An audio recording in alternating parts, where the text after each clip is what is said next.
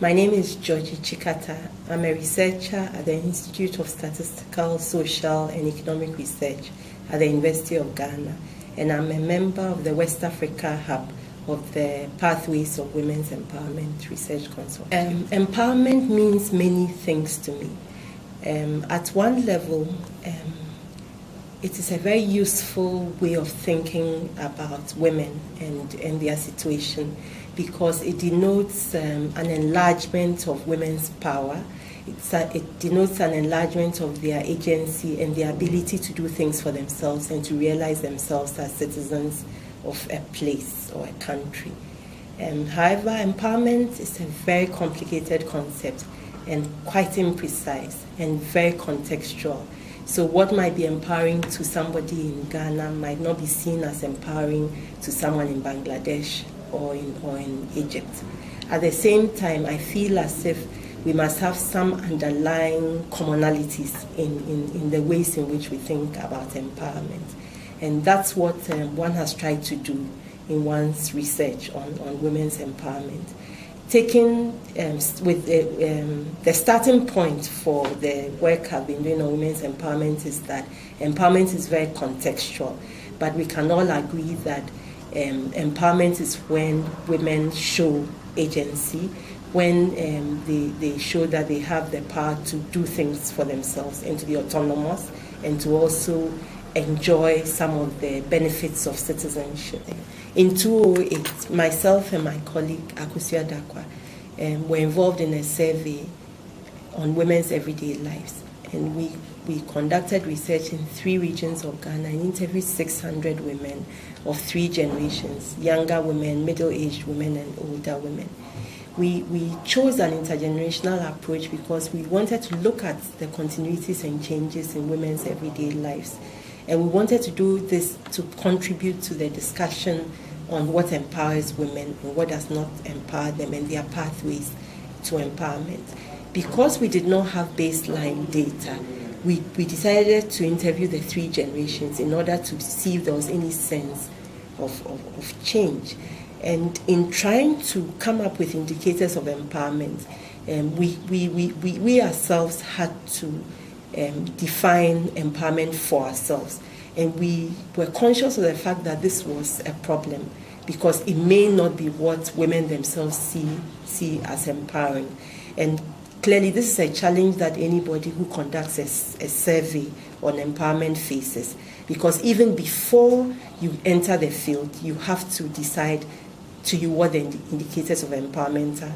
So we chose a set of indicators which had to do with decision making. We tried to see what kinds of decisions women had the autonomy to make themselves in different areas of their lives. So we asked them about decision making in relation to purchases and expenditures, what size of expenditures they could make themselves. We also asked them about decision making in relation to their children. We asked them decision making in relation to their partners and significant others. And we also asked them about their participation in civic life, because that was another indicator of empowerment we had. So we tried to find out how active they were politically, whether they had been voting, and beyond voting, what kinds of involvements they had in politics. We also ask them questions about their access to public institutions, because we're again of the view that women who are able to access public institutions tend to show some of the indicators of empowerment we are interested in.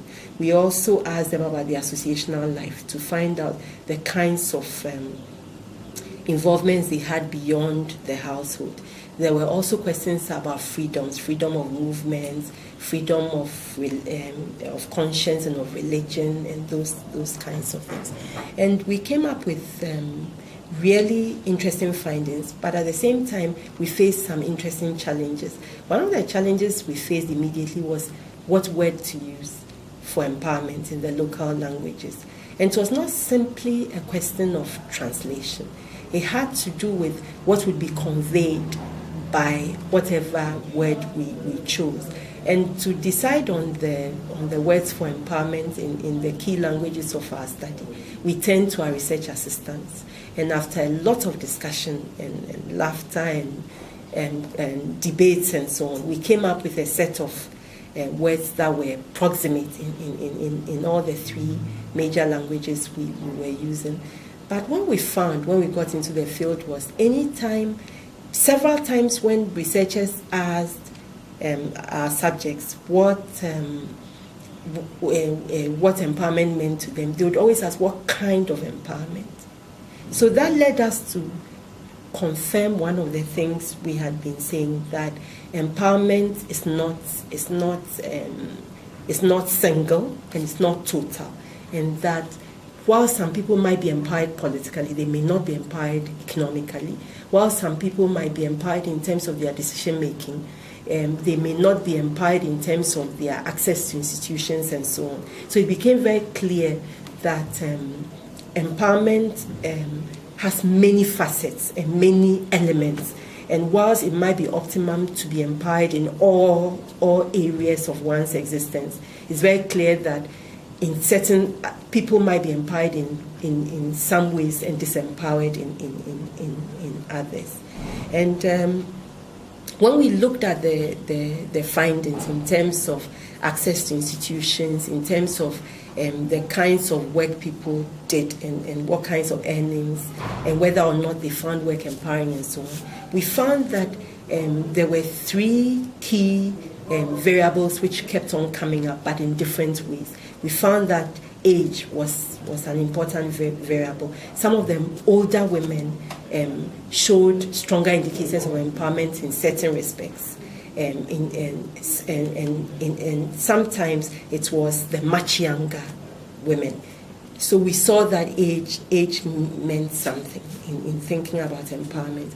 We also realized that the people's level of education meant something in whether they enjoyed some of the indicators of empowerment or not.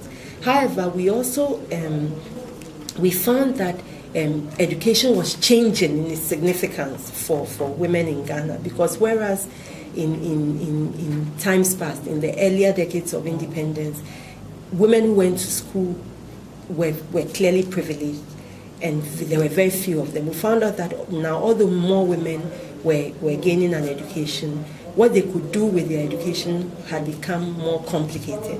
They needed to be very highly educated to enjoy certain indicators of empowerment. Then we also found that the work that women did affected some of the indicators that we were using. But what was interesting about this was that our sample was quite homogeneous in the sense that the majority of women in our sample were women working in informal work. And we found out that it was only when you compared them with women in the formal economy, who were very few in our sample, that you began to see some differences in indicators of empowerment. And we felt that given these findings, our strong sense, even before we began our study, that context was very important to empowerment was confirmed.